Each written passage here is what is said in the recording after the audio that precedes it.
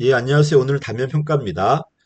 이게 19년도에 약간 바뀌었거든요. 그전까지는 참고 자료였지만 지금은 승진이나 전보에 반영할 수 있어요. 이따 설명드릴게요.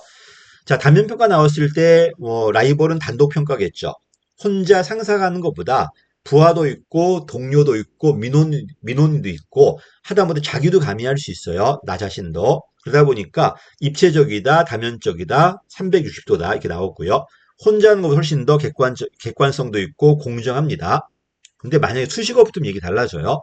자, 어쨌든 혼자 하는 것보다 훨씬 더 객관적이고 공정하지만 만약에 잘 모르는 상황에서 모략한다든지 인기 투표가 되었다. 그럼 오히려 공정성과 객관성이 떨어질 수도 있어요. 그땐 수식어가 붙어야 돼요. 이런 게 붙어 있지 않다면 이론적으로 그냥 혼자보다는 훨씬 더 객관적이다, 공정하다는 겁니다. 그다음에 2번도 맞았죠? 어쨌든 아랫사람이 윗사람을 평가해요. 그럼 윗사람도 아랫사람 눈치 봐야 돼요. 그 결과 계층제를 통한 내부 통제가 약화될 수 있다는 겁니다. 답이 3번이네요. 우린 김대중 정부 때 들어와요. 처음엔 선택이었어. 필수로 바뀌었다가 다시 선택으로 바뀌어요. 그러다가 참고 자료로 내려가요. 역량이나 교육훈련에만 들어가는 거고 승진이나 전보나 이런 데 참고 자료밖에 안 됐거든요. 그러다가 19년도에 승진이나 전보에도 반영할 수 있어요. 그러다 보니까 지금 참고 자료 나왔을 땐 틀렸을 겁니다. 그 다음에 4번은 법령 지문입니다. 상사, 동료, 부하, 민원인 등이기 때문에 요 4명만 들어가는 게 아니라 등이기 때문에 다른 사람 들어갈 수 있습니다. 이거는 나중에 보겠지만 소속 장관이 정할 수 있어요. 부처별로. 그래서 생정한 이 등자가 빠져 있어요. 생저학 책에는 등자 빠져 있다 보니까 상사, 동료, 부하, 민원인만 들어간다고 그래요. 이러다 보니까 얼마 전에 문제를 누가 냈는데 자기는 들어가면 틀렸다는 겁니다. 그건 그렇지 않습니다. 법령에도 등이 들어가 있고요.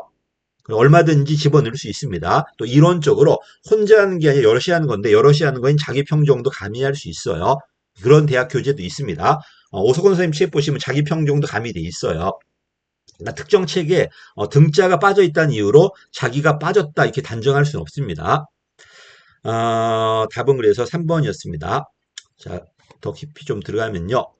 자, 갖고 왔습니다. 이건 법령 지문이에요.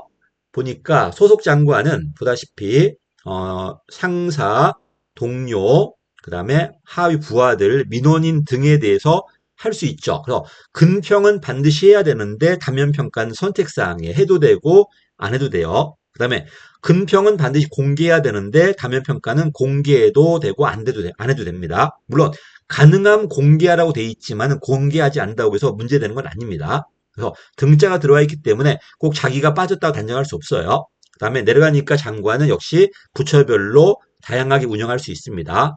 당연한 말이고요. 그 다음에 밑에 가니까 잘 아는 사람인데 업무 관련자라고 그래요. 이 관련자로 구성해라. 업무 관련자가 우리 부서라든지 우리 부서와 직접 연관된 부서들이에요. 공정에 대표해라. 하다못해 실무 들어가면 여자가 20% 이상 들어와라. 이런 것도 있습니다. 자, 그 다음 내려가니까 공개할 수 있고요. 여기까지가 시행령이고요. 그 다음은 지침이에요. 5번부터는.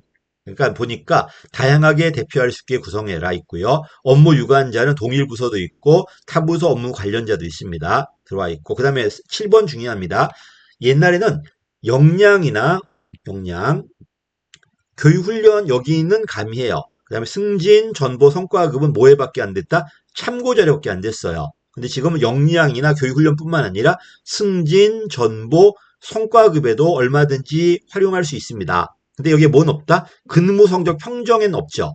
근평 점수에 가미하라 이런 건 없는데 승진이나 전보에 활용할 수 있습니다. 그래서 근평 점수에 가미하자 이런 말은 없지만은 승진, 전보, 성과급은 있습니다.